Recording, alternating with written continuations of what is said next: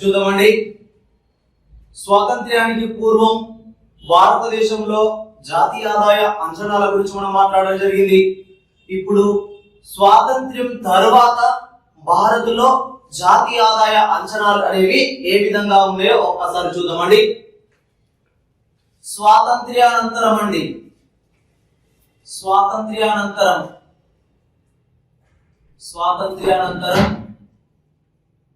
భారత్లో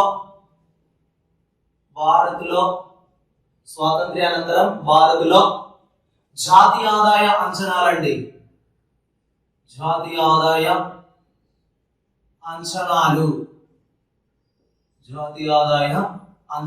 అండి. స్వాతంత్ర్యం తర్వాత అన్నట్టండి. మరి ఇక్కడ ఒక్కసారి చూద్దామండి. స్వాతంత్ర్యానంతరం అన్నారు.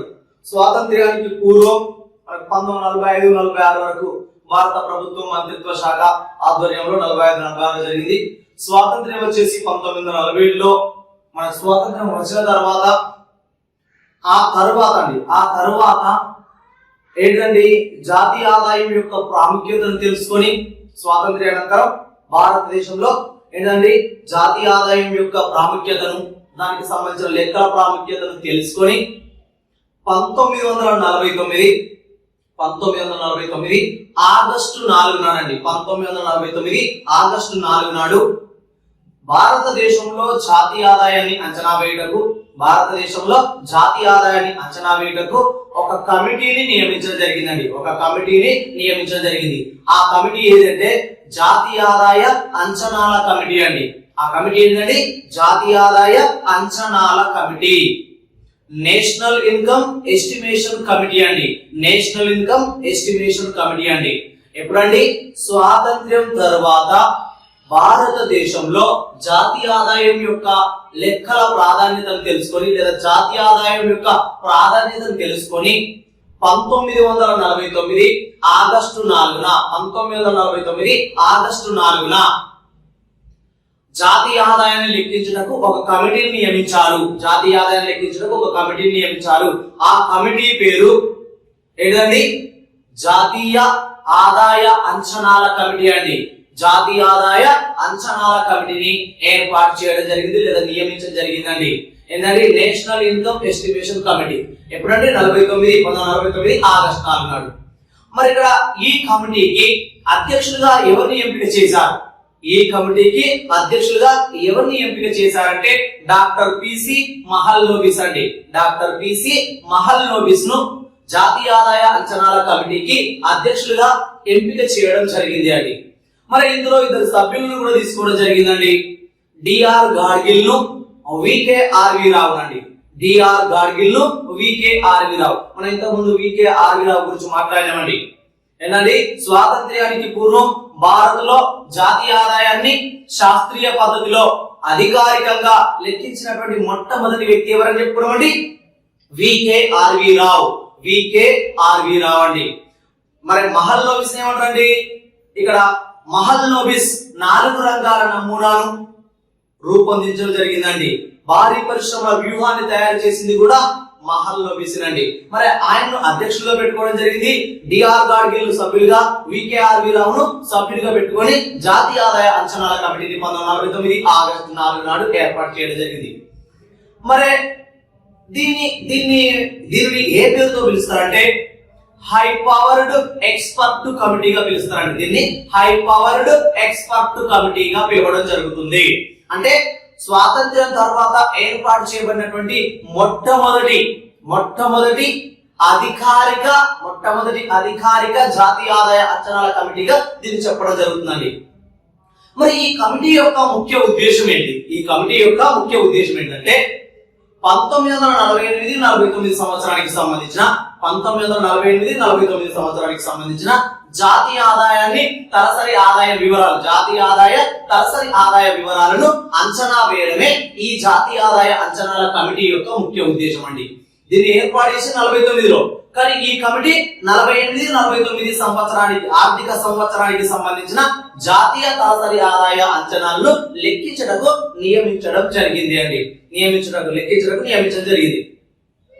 మరి ఈ కమిటీ స్వాతంత్ర్యం తర్వాత ఏర్పాటు చేయబడినటువంటి కమిటీ కాబట్టి ఈ కమిటీ ఏం చేసిందంటే అంతకుముందు స్వాతంత్ర్యానికి పూర్వం ఏది ఏర్పాటు చేసినటువంటి కమిటీలు కానీ వ్యక్తులు కానీ ఏం చేసేవారు అంటే కొన్ని రంగాలను తీసుకునేవారు లేదా కొంత విషయాన్ని మాత్రమే తీసుకునేవాళ్ళు. ఆ విధంగా జాతీయ ఆదాయాన్ని అంచనా వేసేవారు అశాస్త్రీయంగా.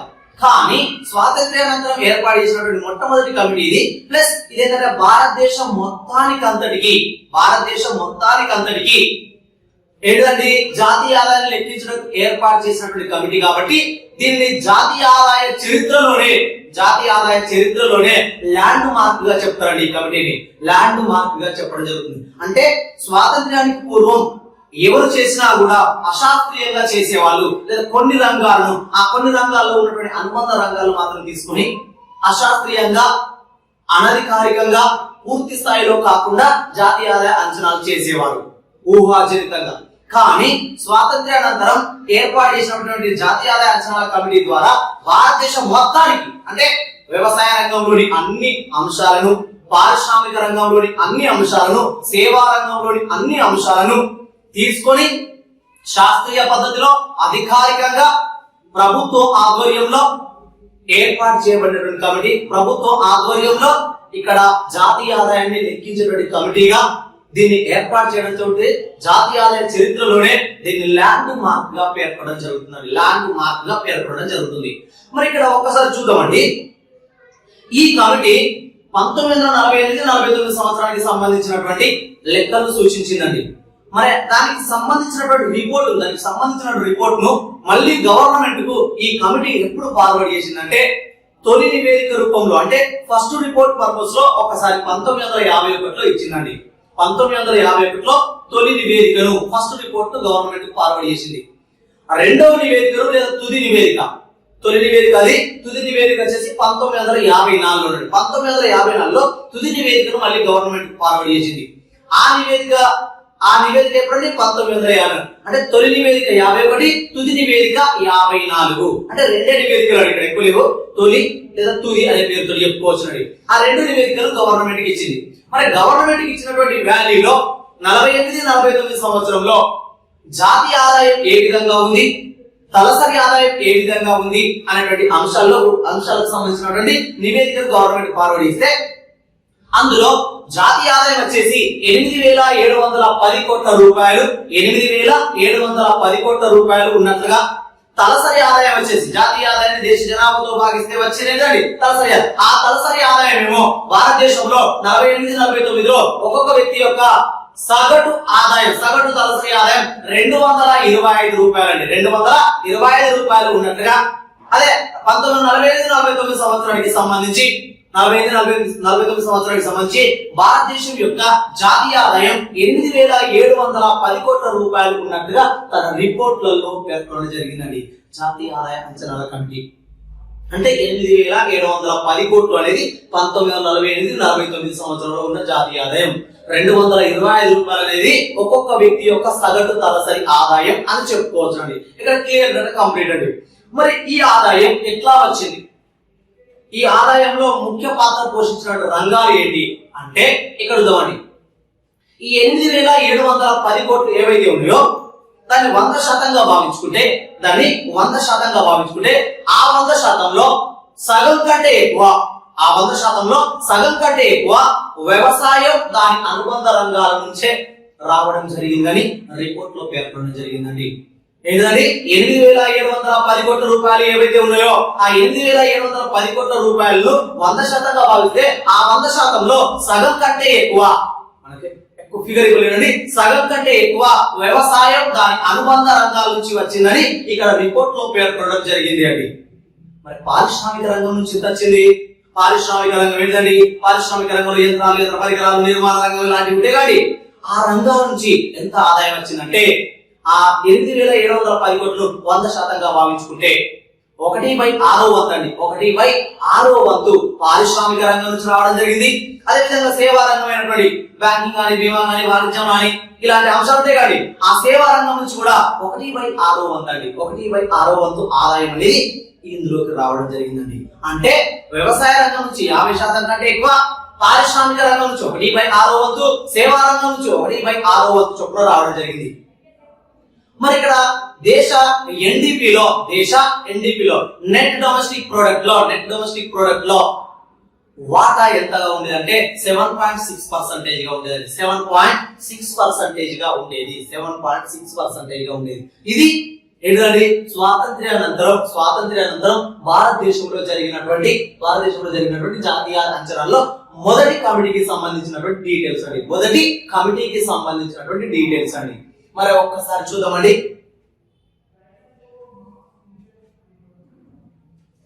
మొదటి కమిటీకి సంబంధించిన డీటెయిల్స్ అండి.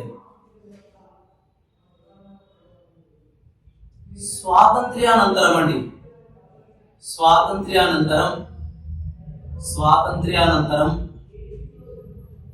భారత్లో జాతీయ ఆదాయ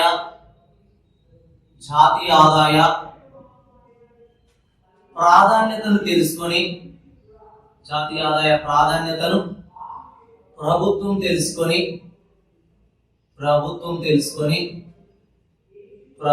తెలుసుకొని ఎప్పుడు ఏర్పాటు చేసిందండి కమిటీని తెలుసుకొని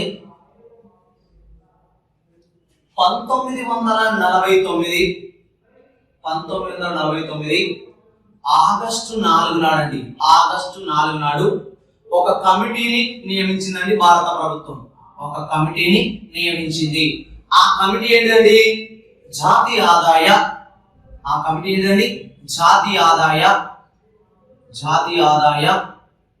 అంచనాల కమిటీ అండి. జాతీయ ఆదాయ అంచనాల కమిటీ. ఇక్కడ ఒకసారి చూడండి, జాతీయ ఆదాయ అంచనాల కమిటీని ఎప్పుడండి భారత ప్రభుత్వం 1949 ఆగస్టు 4 నాడు ఏర్పాటు చేయడం జరిగింది లేదా నియమించడం జరిగిందండి. దీన్ని ఏమనుకోవచ్చునండి? నేషనల్ ఇన్కమ్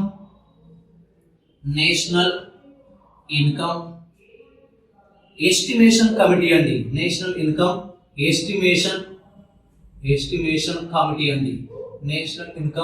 ఎస్టిమేషన్ కమిటీ అనే పేరుతోటి ఏర్పాటు చేయడం జరిగింది అండి.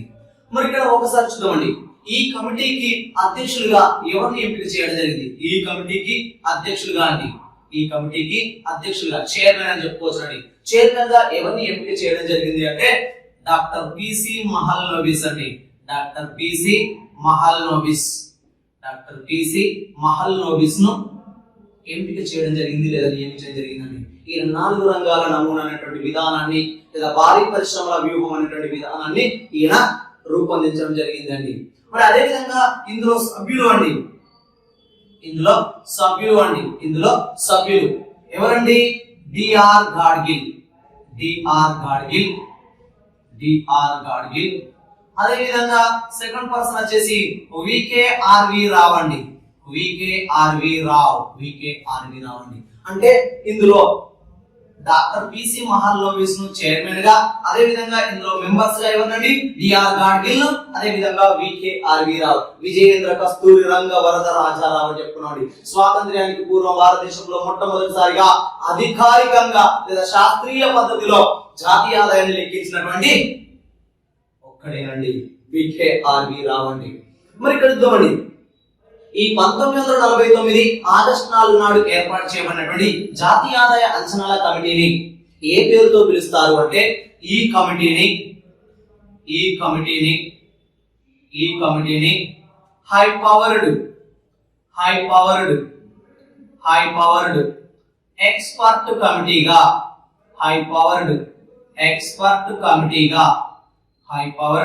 ఎక్స్పర్ట్ కమిటీగా పిలవడం జరుగుతుందండి. మరి అదే విధంగా చూసుకున్నట్లయితే ఈ కమిటీ ఏ సంవత్సరానికి సంబంధించినటువంటి జాతీయ ఆదాయ అంచనాలను చేయడానికి నియమించడం జరిగింది అంటే ఈ కమిటీ 1948-49 ఆర్థిక సంవత్సరానికి సంబంధించిన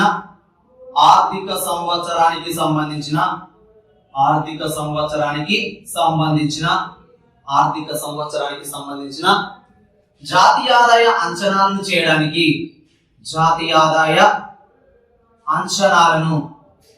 అంచనాలను చేయడానికి నియమించడం జరిగిందండి. జాతీయ ఆదాయ అంచనాలను చేయడానికి నియమించడం జరిగిందండి. నియమించడం జరిగింది. జాతీయ ఆదాయ అంచనాలు చేయడానికి నియమించడం జరిగింది అండి. మరి అదే విధంగా చూసుకున్నట్లయితే ఈ కమిటీ స్వాతంత్ర్యానంతరం భారతదేశం మొత్తానికి ఒకేసారి జాతీయ ఆదాయాన్ని లెక్కించడంతో జాతీయ ఆదాయ చరిత్రలోనే దీన్ని ల్యాండ్ మార్క్ గా పేర్కొనడం జరుగుతుందండి. స్వాతంత్ర్యానంతరం ఈ కమిటీ భారతదేశం మొత్తానికంతటికి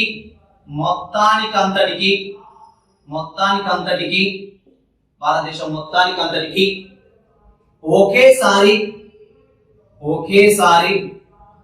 జాతీయ ఆదాయాన్ని లెక్కించడంతో జాతీయ ఆదాయాన్ని లెక్కిస్తుండడంతో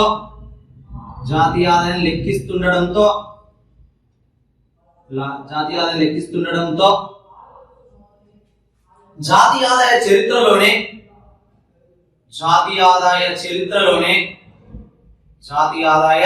చరిత్రలోనే దీనిని ల్యాండ్ మార్క్ గా పేర్కొంటారండి. దీనిని ల్యాండ్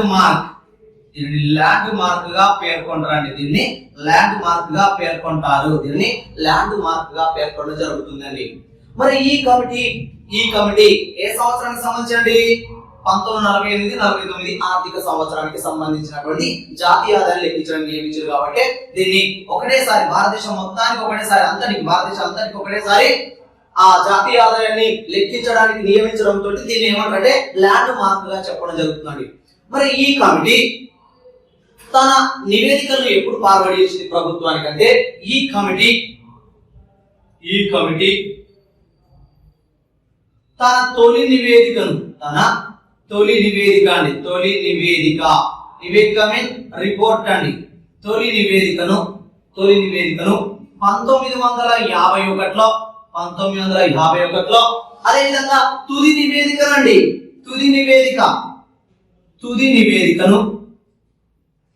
నివేదిక అంటే లాస్ట్ రిపోర్ట్ ఏదైతే ఉందో ఆ లాస్ట్ రిపోర్ట్ ను 1954లో గవర్నమెంట్ కు సబ్మిట్ చేసిందండి. ప్రభుత్వానికి సమర్పించడం జరిగింది అండి. మరి ఇక్కడ చూద్దామండి. ఈ కమిటీ ప్రకారం భారతదేశంలో 1948-49 సంవత్సరంలో జాతీయ ఆదాయం ఎంత ఉందని చెప్పింది, తలసరి ఆదాయం ఎంత ఉందని చెప్పిందో చూద్దామండి. ఈ కమిటీ ప్రకారం 1948-49 ఆర్థిక సంవత్సరంలో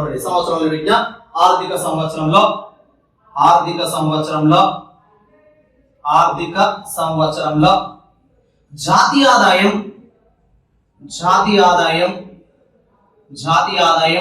8,710 కోట్ల రూపాయలు ఉన్నట్టుగా 8,710 కోట్ల రూపాయలు ఉన్నట్టుగా అదే విధంగా చూసుకున్నట్లయితే తలసరి ఆదాయం అండి.